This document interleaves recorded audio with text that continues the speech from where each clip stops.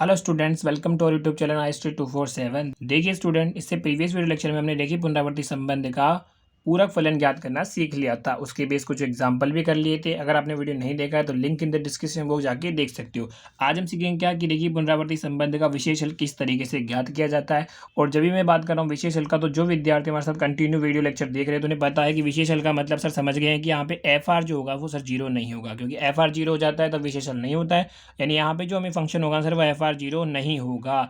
F R zero नहीं होगा तो सर क्या होगा, या तो कोई आर का फंक्शन होगा या कॉन्स्टेंट होगा। तो देखिए स्टूडेंट, जो विशेषण हम ज्ञात करेंगे ना वो एफ आर के बेसिस पे करेंगे। मतलब एफ आर किस तरीके का हमें गिवन होगा ना, उस हिसाब से हम क्या करेंगे, विशेषण मानेंगे और उसको प्रोसेस को हल करेंगे। तो इससे पहले कि हम वीडियो में आगे बढ़े तो पहले कुछ फाउंडेशन हम याद करेंगे, ठीक है ना। तो यहाँ पे मैं कुछ फाउंडेशन बता रहा हूँ जो आपको याद करना है। अगर आपको ये याद हो जाता है इजीली तो आपका क्वेश्चन इजीली सॉल्व हो जाएगा। क्या है, पहला देखिए, इसमें कुछ हमारे जो सब सिलेबस में दे रखा है वो 4 केस है। केस 1, केस 2, केस 3, केस 4 दे रखा है। और अगर बुक से बात करोगे तो इतनी खतरनाक थ्योरी है, पूछो मत, कुछ भी नहीं भाई। तो मैंने यहाँ पे ना कुछ अपने तरीके से लिखा है, शॉर्ट स्वीट तरीके से, ताकि आपको समझा सकूँ मैं इसको, ठीक है। तो अब पहली चीज़ तो याद रखो कि ए आर और पी ये दे रखा है ना, ए आर की पावर पी। इसका मतलब क्या है कि ए आर फंक्शन का ये पर्टिकुलर सॉल्यूशन है। समझ में आ गया, ये एक तरीके का नोटेशन है। ए आर ही हमें मतलब है, ए आर के ऊपर पी लगाने का मतलब क्या है कि ये भैया ए आर जो हमारे पास जो आंसर आता है उस ए आर का क्या है, पर्टिकुलर सॉल्यूशन है, विशेष हल है। इस नोटेशन का मतलब समझ गए। अब हम बात करते हैं कि सर अगर एफ आर हमारे पास कांस्टेंट आ जाए, कांस्टेंट का मतलब हो सकता है कोई भी नंबर, जानती हो। अगर एफ आर हमारे पास कांस्टेंट आ जाए तो याद रखिए स्टूडेंट, तब आपको उसका particular solution A R P हम मानते हैं। क्या मानना है, ए मानना है, ठीक है सर। देखो अभी आपको मैंने क्या बोला, याद कीजिए। क्वेश्चन करते समय मैं एक एक को अच्छे से एक्सप्लेन करूंगा। अगर एफ आर क्या है, कांस्टेंट है, तब हमें क्या करना है, विशेषण इस तरीके का मानना है, ठीक है सर। आपने बोला तो हम याद कर लेंगे। अब हमारे पास दूसरा केस क्या आता है सर, अगर एफ आर हमारे पास मान ली पी आर, पी का मतलब है पोलिनोमियल है आर में डिग्री एम का। मतलब क्या है सर, इस टाइप का हो जाए जैसे आर स्क्वायर 2r+1, ठीक है ना। इसकी डिग्री क्या हो गई, मैक्सिमम पावर हमारे पास होती है डिग्री, ये होगी 2, ठीक है ना। तो इस तरीके का हमें पोलिनोमियल दे रखा है पी आर। एफ आर जो है ना, इस आर में कोई पोलिनोमियल दे रखा है जिसकी डिग्री एम है।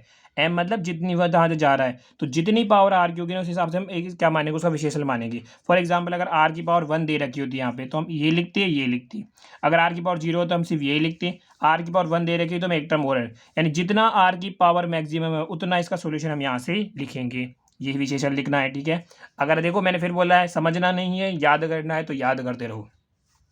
अब बात करते हैं सर, अगर केस थर्ड, अगर सर एफ आर हमारे पास क्या दे रखा है कि पी आर में कोई फंक्शन भी दे रखा है और एल्फा की पावर आर की टर्म के साथ, यानी एल्फा की पावर आर हमारे पास कोई टर्म है उसके साथ पी आर एक फंक्शन दे रखा है हमें। पी आर मतलब पी आर में कोई पॉलिनोमियल दे रखा है जहाँ एल्फा, ध्यान रखना, उसका अभिलाक्षिक मूल नहीं है। अभी बता रहा हूँ क्या कि अभिलाक्षिक मूल क्या होता है, सब एक एक एग्जाम्पल क्लियर हो जाएगा, अभी सिर्फ याद करो। तब हमें ध्यान रखना, आप समझ लो सर क्या कि उसका पर्टिकुलर सोल्यूशन था हमें उस इस तरीके से लिखना है। किस तरीके से लिखना है वीडियो में बताऊंगा। कन्फर्मेशन है कि आपको वीडियो देखने के बाद एक एक चीज़ क्लियर हो जाएगी। और अगर एफ आर हमारे पास सर इस तरीके का हो जहाँ पे एल्फा क्या है सर, उसका अभिलाक्षणिक मूल्य तथा जिसकी पुनरावृत्ति मतलब रिपीटेशन हो रहा है, टी टाइम हो रहा है, तब हमें उसका पर्टिकुलर सॉल्यूशन इस तरीके से लिखना है। अगर आप ये चारों केस आप बोलोगे सर समझ में कुछ भी नहीं आया, तो ध्यान रखिए मैंने समझाया ही नहीं, तो आपको समझ में कैसे आएगा, पहली चीज़ तो ये। तो अभी मैंने क्या बोला, आपको याद करना है। आई होप आपने इसको याद कर लिया। अब देखिए हम क्वेश्चन करते हैं और इन चारों केसेस के ऊपर क्वेश्चन करेंगे। और मैं कहता हूँ कि पूरा वीडियो देखने के बाद है ना आप बोलोगे सर 100% समझ में आ गया। तो चलो क्वेश्चन स्टार्ट करते हैं। तो देखो स्टूडेंट, हमारा एग्जाम्पल नंबर 11.14.3 हमें दे रखा है कि निम्न पुनरावृत्ति संबंधों को हल करें या निम्न पुनरावृत्ति संबंधों का हल ज्ञात करें। आपको एक पुनरावृत्ति संबंध इस तरीके का दे रखा है। तो देखो यहाँ पहली चीज़ हम एग्जाम में पहचान जाएंगे कि एफ आर जीरो नहीं है, मतलब यहाँ पे क्या निकलेगा, सोल्यूशन सी एफ भी निकलेगा और पी आई भी निकलेगा। अब सी एफ निकालना, सबसे पहले हम सी एफ निकालेंगे। तो सी एफ निकालने के लिए वही प्रीवियस तरीका हमारे पास, जिनको नहीं दिखा है फिर रिक्वेस्ट कर रहा हूँ, वीडियो का लिंक डिस्क्रिप्शन में मिल जाएगा। बीएससी फर्स्ट सेमेस्टर के नाम से प्लेलिस्ट है, जाके ही देख सकती हूँ। तो देखो सबसे पहले हम क्या निकालेंगे, इसी सी एफ के लिए हम निकालेंगे क्या, अभिलाक्षणिक समीकरण। अभिलाक्षणिक समीकरण, अभिलाक्षणिक समीकरण कैसे निकालते हैं भैया, ए आर की जगह एल्फा, ए आर -1 की जगह एल्फा रखो। अगर यहाँ 5 है तो 5, सबकी जगह क्या रखना है भैया, पहले एल्फा रख दिया इक्वल टू 0। अब देखो आर कहाँ तक जा रहा है, हमारे पास 2 तक जा रहा है, तो आर की पावर यहाँ 2, तो ये आ जाएगा 2। 2 - 1 कितना हो जाएगा 1, और 2 - 2 कितनी आ गई, 0 आ गई। सोल्व कर लो, क्या आ जाएगा, alpha square 5 alpha plus 6 equal to 0 आ गया। चलो अब इसे सोल्व करते हैं। तो यहाँ देखो हमारे पास क्या है, सोल्व करने पर, गुणा करने पर तो हमें चाहिए 6 और जोड़ने पर चाहिए 5, तो हो गया तोड़ 3। तो alpha square 3 alpha 2 alpha plus 6 equal to 0। गुणा करने पर देखो 6 आ रहा है और जोड़ने पर 5 आ रहा है। यहाँ से एल्फा को मान लिया, क्या आ जाएगा, एल्फा प्लस 3 आ गया। प्लस यहाँ से मैंने 2 कॉमन लिया, क्या आ गया, अल्फ़ा प्लस 3 आ गया, इक्वल टू 0 आ गया। अल्फ़ा प्लस 3 हमारे पास ये और अल्फ़ा प्लस 2 हमारे पास ये आ गया। सोल्व करते तो अल्फ़ा की वैल्यू क्या आ गई, -2 और यहाँ से क्या आ गई, -3 हमारे पास आ गई।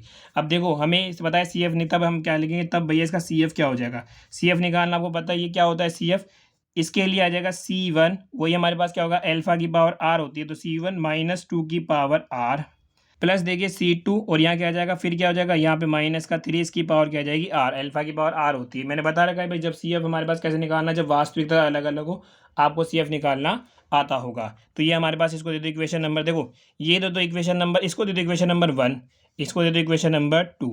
तो यहाँ तक तो अभी तक हमने प्रीवियस वीडियो लेक्चर में सीख रखा है, मेरे हिसाब से ज़्यादा कोई डाउट हमें नहीं है।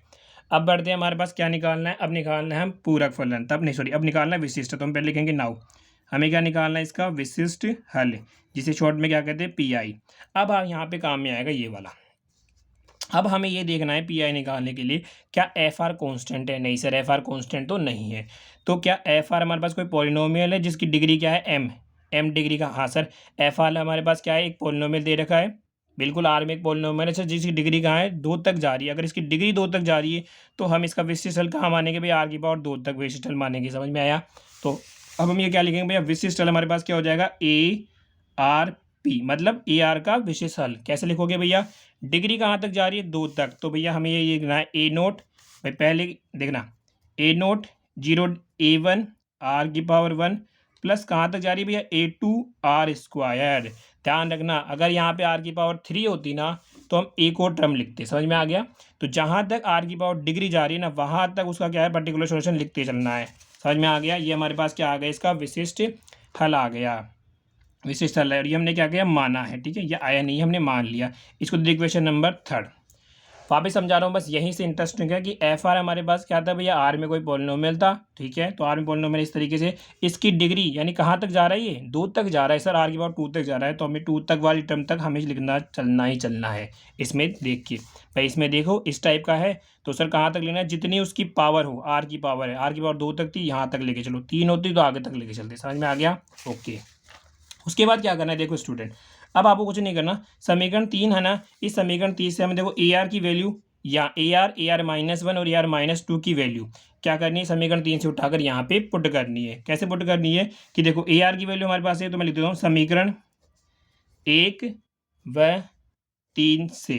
देखो पहले बात करते हैं, इसे भूल जाओ, ये तो मैंने क्या बोला था, नोटेशन है पर्टिकुलर सॉल्यूशन के लिए, बस बताने के लिए। अब ए आर की वैल्यू पुट करते हैं, तो ए आर की जगह मैं क्या पुट करूँगा, ए नोट A1 आर की पावर 1 या A2 आर स्क्वायर, ठीक है। अब हमें देखो सब में यही करना है, पहले आपको पी आई मानना है, उसके बाद ये हम क्यों कर रहे हैं, क्योंकि मुझे ए नोट A1 A2 की वैल्यू निकालनी है। कैसे निकालोगे, ये वाली वैल्यू उठा के ना यहाँ पे ए आर की जगह पुट कर दी, अब क्या पुट करोगे, हमें ए आर -1 की जगह पुट करना है। तो अब ए आर -1 की जगह पुट करोगे तो देखो 5, और ए आर -1 की जगह पुट करोगे कैसे, देखो आर है तो सब में आर आर है, तो आर -1 की जगह अगर ए आर -1 चाहिए ना तो आर -1 सब में क्या पुट कर दोगे, तो यहाँ जाएगा ए नोट प्लस A1, आर की जगह क्या पुट हो जाएगा, आर -1, क्योंकि ये ए आर -1 की वैल्यू है, ध्यान रखना। प्लस यहाँ से क्या आ जाएगा हमारे पास, A2 आर -1 का होल स्क्वायर हमारे पास आ गया, ठीक है। उसके बाद हमारे पास क्या बचा, 6 + 6, अब ए आर -2 की वैल्यू पुट करनी है, तो हम क्या लिखेंगे, प्लस का 6 और ए आर -2 की वैल्यू पुट करोगे तो आर की जगह क्या पुट कर दोगे, आर -2 सब में पुट कर दो, तो ये आ जाएगा ए नोट, इसके साथ आर है ही नहीं तो ऐसे कैसे, प्लस ये आ जाएगा A1 आर -2, ऐसे कैसे, प्लस हमारे पास क्या आ जाएगा भैया A2 और क्या आ जाएगा आर -2 का होल स्क्वायर आ गया। इक्वल में हमारे पास, इक्वल में जो टर्म है वो यहाँ ऐसे कैसे लिख देंगे, इक्वल में हमारे पास क्या चल रहा है भैया, चल रहा है 2r² माइनस का 3r प्लस का 1, ये हमारे पास यहाँ तक चल रहा है, इसमें कोई डाउट नहीं है। अब देखो, अब देखिए इसमें सोल्व करते तो यहाँ से तो क्या बचा हमारे पास, देखो ए नोट प्लस A1 आर ऐसे कैसे, प्लस ये बचा A2 आर स्क्वायर ऐसे कैसे, प्लस यहाँ से देखो हम क्या करेंगे, ये मल्टीप्लाई कर रहा हूँ मैं इसको, या पहले अंदर सोल्व कर लेते हैं। ये बचा देखो यहाँ से क्या बचा, ए नोट अंदर वाला प्लस इसको मल्टीप्लाई करोगे तो क्या आ जाएगा, A1 आर माइनस का A1 बच गया यहाँ से, ठीक है। प्लस इसको ऐसे कैसे, और यहाँ इसको ओपन करोगे तो कितना आ जाएगा, a-b का whole square, A square minus 2ab plus B square, ये हमारे पास a-b के होल स्क्वायर से ओपन हो गया, ठीक है। अब ये इसको सोल्व करते तो यहाँ क्या बचा, 6 ए नोट A1 आर -2A1, मैंने इसको इससे मल्टीप्लाई कर दिया, प्लस यहाँ A2 ऐसे कैसे बचा हमारे पास, इसको सोल्व करते कितना आ जाएगा आर स्क्वायर माइनस का टू ये हो गया टू हो गया 4, ओपन करोगे ना ये माइनस बी की होल स्क्वायर से तो जाएगा 4r प्लस का 4 हमारे पास ये आ गया। और इक्वल में क्या चल रहा है, इक्वल में चल रहा है हमारे पास क्या 2r स्क्वायर माइनस का 3r प्लस का 1 चल रहा है। अब देखो हम क्या करेंगे, इसमें सोल्व करो पहले तो, और यहाँ से हम क्या करेंगे आर स्क्वायर की टर्म अलग करेंगे, आर की टर्म अलग करेंगे और कॉन्स्टेंट टर्म अलग करेंगे। तो देखो आगे, अब देखो स्टूडेंट अभी तक हमने यहाँ तक सोल्व कर लिया। अब इसके आगे इसको एक और बार सोल्व करते हैं। तो देखो यहाँ से ए नोट तो हमारा ऐसे कैसे रह गया, ठीक है। ये बचा हमारे पास क्या a1r प्लस यहाँ से क्या बचा हमारे पास a2r स्क्वायर ऐसे कैसे, प्लस इसको मल्टीप्लाई करते कितना बचेगा, ये बचेगा 5a नोट प्लस यहाँ से कितना बचेगा, ये जगह 5a1r माइनस इससे मल्टीप्लाई करो कितना आ जाएगा 5a1 ऐसे कैसे, इससे मल्टीप्लाई करोगे देखो मैं सीधा कर रहा हूँ यहाँ पे ना। तो देखो 5 का मल्टीप्लाई a2 से करोगे आ जाएगा 5a2 हमारे पास आ गया 5a2 और आर स्क्वायर से मल्टीप्लाई करो तो 5a2 आर स्क्वायर। अब ऐसे ही क्या होगा, ये 5a2 इससे मल्टीप्लाई होगा तो 5 2 हो गया 10 प्लस माइनस माइनस का 10 और ये आ जाएगा हमारे पास क्या a2r। अगर आपको नहीं समझ में आया तो आप पहले a2 का मल्टीप्लाई करना उसके बाद 5 से कर लेना। तो मैं सीधा ही कर रहा हूँ, देखो 5a2 दोनों हो गए, इसका मल्टीप्लाई करो माइनस के 2r तो 5 2 हो गया 10 प्लस माइनस माइनस और a2r आ गया। अब ऐसे ही क्या करोगे 5a2 का मल्टीप्लाई 1 से करोगे तो प्लस 5a2 हमारे पास ऐसे कैसे आ गया। प्लस अब यहाँ बात करते हैं ये कितना आएगा, देखो इसका इससे मल्टीप्लाई करो कितना आ जाएगा 6a नोट प्लस इसका इससे मल्टीप्लाई कितना आ जाएगा 6a1r हमारे पास, इसका इससे मल्टीप्लाई कितना माइनस का 12a1 आ जाएगा। उसके बाद देखो इसका इससे यानी 6 का मल्टीप्लाई जैसे a2 से होगा ये जाएगा 6a2, ठीक है ना। अभी 6a2 का मल्टीप्लाई किससे करना आर स्क्वायर से, तो यह जाएगा प्लस का 6a2 आर स्क्वायर आ गया। उसके बाद देखो 6 और 4 का मल्टीप्लाई माइनस का 24 और यह क्या जाएगा a2 साथ में क्या आ गया आर आ गया, a2 के साथ आर आ गया। और यहाँ से कितना करोगे प्लस a2 हमारे साथ है यहाँ पे कितना हो जाएगा 6 चौका 24 और यहाँ क्या आ जाएगा सिंगल a2 आ गया। और इक्वल में क्या चल रहा है 2r स्क्वायर माइनस का 3r प्लस का 1। यहाँ तक देखो कैलकुलेशन है, कुछ भी नहीं है तो इजीली आप कर सकते हो। अब देखो यहाँ से क्या कर रहा हूँ मैं, सबसे पहले मैं आर स्क्वायर की टर्म कॉमन ले रहा हूँ सभी में से। तो देखो यहाँ से आर स्क्वायर जो है कॉमन कर दे, तो यहाँ पे नहीं है, यहाँ पे नहीं, यहाँ से आर स्क्वायर कॉमन है तो यहाँ क्या बचेगा हमारे पास a2, ठीक है। यहाँ भी नहीं है, यहाँ भी नहीं, यहाँ भी नहीं, यहाँ पे देखो आर स्क्वायर टर्म कॉमन ले तो कितना बचेगा, यहाँ से बचेगा 5a2, are square term common लेने पर ये बच गया, ठीक है। और यहाँ से देखो माइनस का हमें आर स्क्वायर टर्म कॉमन लेनी, ध्यान रखना। तो एक आर स्क्वायर टर्म हमारे पास ये रही, तो यहाँ से क्या बचेगा 6a2 यहाँ से बच गया और एक आर स्क्वायर टर्म और कुछ भी नहीं, तो आर स्क्वायर टर्म में हमारे पास इतना कॉमन आ गया, ठीक है। उसके बाद देखिए मैं क्या करूँगा, अब यहाँ से आर की टर्म कॉमन ले रहा हूँ, आर की टर्म कॉमन ले रहा हूँ तो यहाँ से क्या बचा हमारे पास a1 आर की टर्म कॉमन लेने पर, और आर हमारे पास ये रहा तो यहाँ से क्या बचेगा 5a1 बच गया, ओके। उसके बाद आर की टर्म देखो, आर की टर्म कहाँ पे, उसके बाद ये रहा माइनस का 10a2 हमारे पास आर की टर्म बच गया। उसके बाद यहाँ पे नहीं, यहाँ पे नहीं, आर की टर्म एक यहाँ रही, यहाँ पे कितना बचा 6a1 यहाँ हो गया। उसके बाद यहाँ भी नहीं, यहाँ भी नहीं, हमें आर की टर्म कॉमन लेनी है, आर को मैंने कॉमन ले लिया तो आर इसमें है, तो कितना बचा माइनस का 24a2 हमारे पास आ गया और कहीं नहीं है, ये आ गया। उसके बाद देखो अब हमने आर स्क्वायर की टर्म कॉमन ले ली, आर की टर्म कॉमन ले ली, अब क्या बचा कॉन्स्टेंट टर्म। तो देखो कॉन्स्टेंट टर्म कौन कौन सी बची, ये बची एक तो a नोट ऐसे कैसे। उसके बाद देखो कॉन्स्टेंट टर्म कौन सी, ये तो हमने कॉमन ले लिया भाई आर की टर्म, कॉन्स्टेंट टर्म हमारे पास क्या बची 5a नोट, ठीक है। उसके बाद कॉन्स्टेंट टर्म क्या बची हमारे पास, ये बची माइनस का 5a1, ओके। उसके बाद कॉन्स्टेंट टर्म कौन सी बची हमारे पास, ये रही प्लस का 5a2 हमारे पास बच गया। उसके बाद कॉन्स्टेंट टर्म कौन सी है 6a नोट हमारे पास है। उसके बाद देखो कॉन्स्टेंट टर्म कौन सी है माइनस का 12a1 है हमारे पास। उसके बाद कॉन्स्टेंट टर्म हमारे पास है प्लस का 24a2 हमारे पास कॉन्स्टेंट टर्म बच गई। और इक्वल में क्या चल रहा है 2r square minus 3r plus 1। यानी मैंने क्या किया, पहले सोल्व किया, उसके बाद आर स्क्वायर की, आर की और कॉन्स्टेंट टर्म अलग कर ली। आपको कैसे पता लगा, देखो यहाँ से कंपैरिजन करेंगे हम, तो आर स्क्वायर की टर्म कॉमन ले लो, आर की टर्म कॉमन ले लो, कॉन्स्टेंट कॉमन ले लिया। अब एक बार सोल्व कर लेते हैं कि सोल्व होता है जितना। तो यहाँ से देखो आर स्क्वायर के साथ क्या बचा, देखो 6a2 है तो 6 और 5 6 और 5 11 और 1 12, यानी हमारे पास क्या आ गया 12a2, ठीक है। प्लस आर वाले को सोल्व करते हैं तो देखो a1 ये रहा 5 और एक 6a1 हो गया 6 और 6 हो गया 12, यानी क्या हो गया 12a1, ठीक है। a2 देखते हैं तो माइनस का आएगा, ठीक है। ये कितना हो गया 4 आ गया, 2 और 1 कितना हो गया 34a2 हो गया भैया। देखो a1 में 3 थे, तीनों को जोड़ लिया, a2 में 2 थे, दोनों को जोड़ लिया, सॉल्व हो गया। प्लस कांस्टेंट टर्म को भी देखते भैया, a नोट पहले देखो, a नोट कितना है 1 और 5 6 6 और 6 12, यानी हमारे पास क्या है 12, तो a नोट है कांस्टेंट में, ठीक है। उसके बाद A1 को जोड़ते हैं भैया, माइनस का 5A1 इधर है और माइनस का 12A1 इधर, तो 12 और 5 कितना हो गया 17, तो माइनस का आएंगे 17A1 हमारे पास आ गया। अब इधर बात करते हैं, 5A2 है और ये है 24A2 हमारे पास, तो 4 5 9 कितना हो गया 29A2 हमारे पास हो गया। यानी कॉन्स्टेंट टर्म को भी हमने क्या कर लिया भैया, जोड़ लिया। इक्वल में क्या हमारे पास आया 2R² minus 3R+1।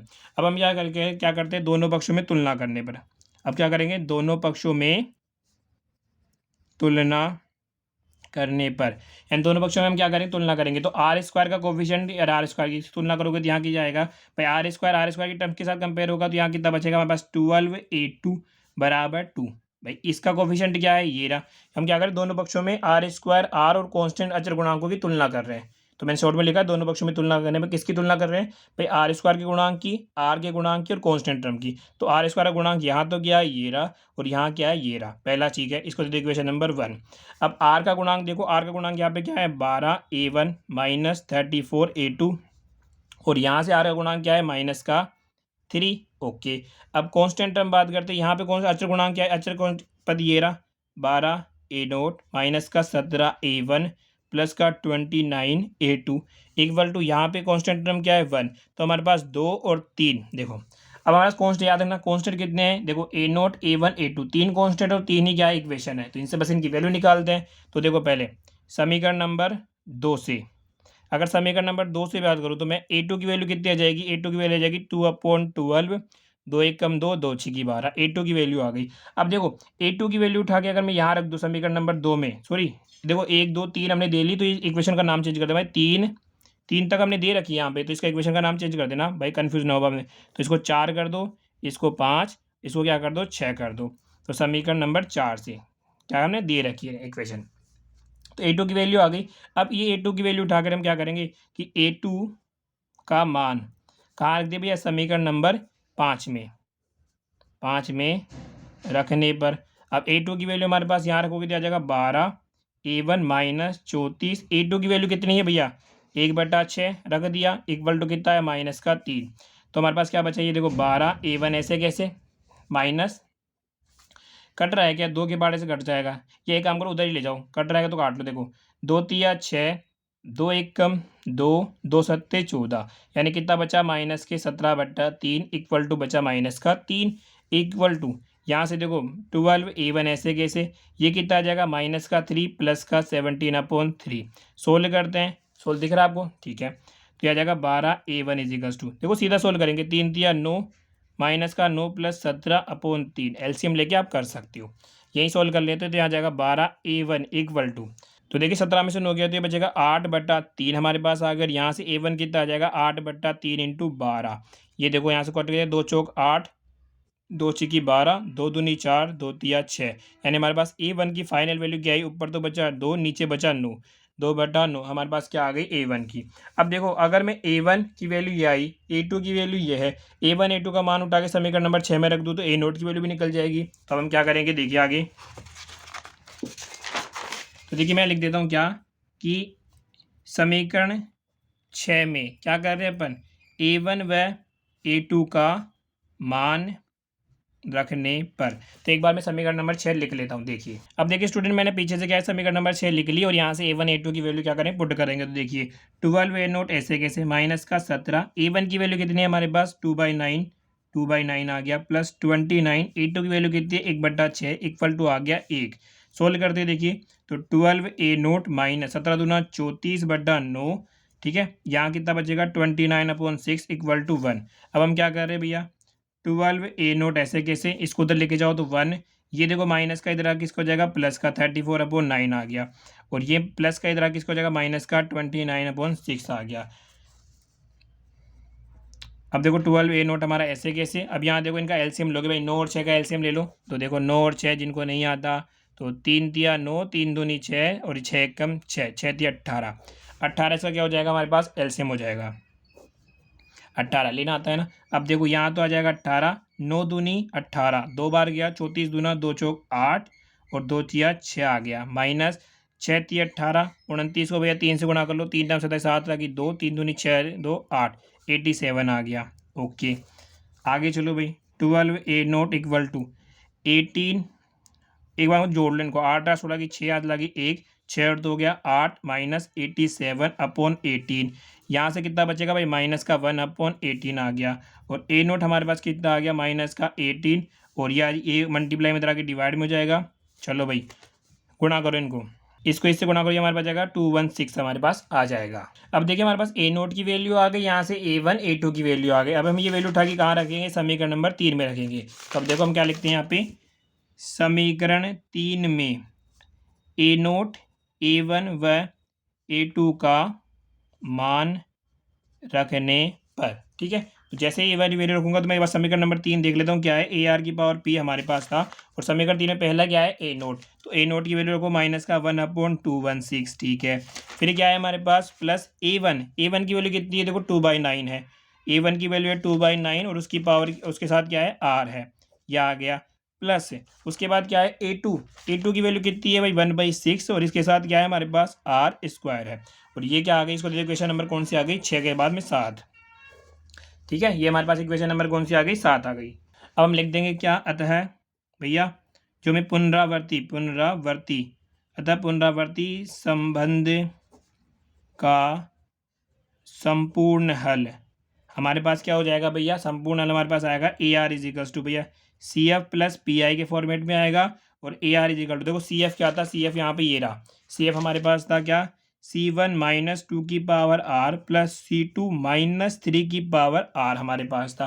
Plus PI हमारे पास ये रहा, PI हमारे पास क्या था, माइनस का 1/216 हमारे पास ये आ गया। नहीं दिख रहा हो तो मैं एक बार थोड़ा सा ऊपर कस लेता हूँ इसको, 216 प्लस का 2/9 और यहाँ पे क्या है साथ में R प्लस का 1/6 और साथ में क्या आ गया, R²।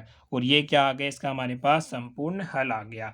तो ये आ गया हमारे पास क्या है, इसका संपूर्ण हल। देखिए क्वेश्चन एक ही है, पहला ही हल किया है भी, तो इसके बहुत सारे पार्ट है, ठीक है। उम्मीद है देखो आपको ये था ना, अब मेरे को लगता है कि जो मैंने केस समझाया ना, हल्का हल्का समझ में आ गया। क्वेश्चन भले ही बड़ा हो जाए, लेकिन इस टाइप का क्वेश्चन अगर आपसे एग्जाम में आ जाए तो एक रिक्वेस्ट आपसे ये रहेगी कि यहाँ से जब आप करना शुरू करो ना, तो कोशिश करना भाई थोड़ा सा जल्दबाजी मत करना, क्योंकि एक भी क्वेश्चन गलत हो गया ना तो फाइनल आंसर आपका क्या आ जाएगा भैया, गलत आ जाएगा। तो ये वीडियो आपको कैसा लगा कमेंट में जरूर बताओ। मैंने पूरे कोशिश की समझाने की। वीडियो अच्छा लगा तो वीडियो को लाइक करना, शेयर करना। इसके बचे हुए एग्जाम्पल देखो, इन मेथड्स को याद रखना। इन मेथड के ऊपर बेस अभी तो बहुत से एग्जाम्पल करेंगे जो नेक्स्ट वीडियो में आपको डिस्कस कराऊंगा, ठीक है। मिलते हैं नेक्स्ट वीडियो में। Thanks for watching.